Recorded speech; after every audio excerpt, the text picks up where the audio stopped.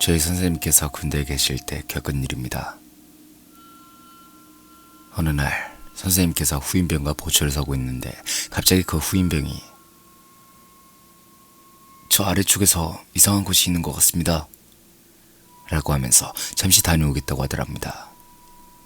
하지만 후임이 가리킨 저 아래쪽에는 깊은 숲밖에 없었기에 선생님께서는 "이게 보초를 서기 싫어서 꾀를 부리나?" 싶어서 단호히 안 된다고 하셨답니다. 그리고 다시 한참 보초를 서고 있는데 또 그 후임이 "저 아래쪽 숲에 꼬마가 들어왔습니다" 라고 했답니다. 선생님께서는 "보초 서는 일이 장난인 줄 아나? 이게 어디서 꾀를 부려?" 하시며 화를 내셨지만 후임은 거짓이 아니라며 계속 부탁하였고 결국 선생님께서도 거듭되는 후임의 말에 못 이긴 척 허락을 하셨답니다.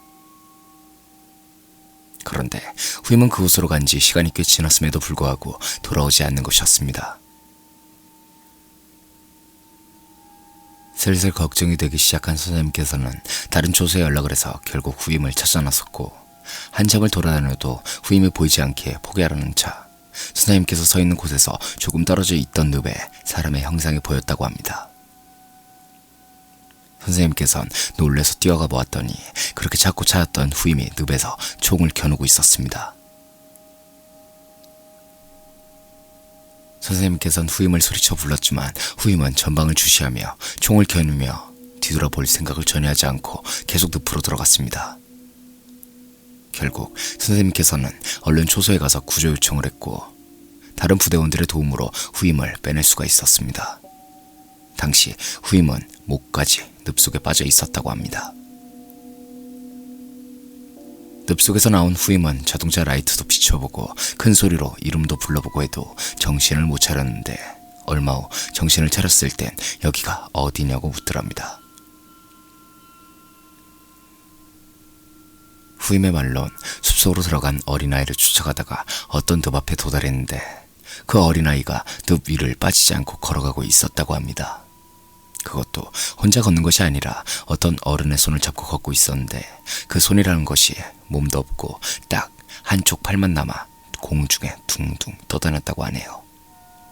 그래서 총을 겨누고 그 아이를 따라갔다가 정신을 차리고 보니 자기는 늪 한가운데까지 들어가 있었다는 이야기였습니다.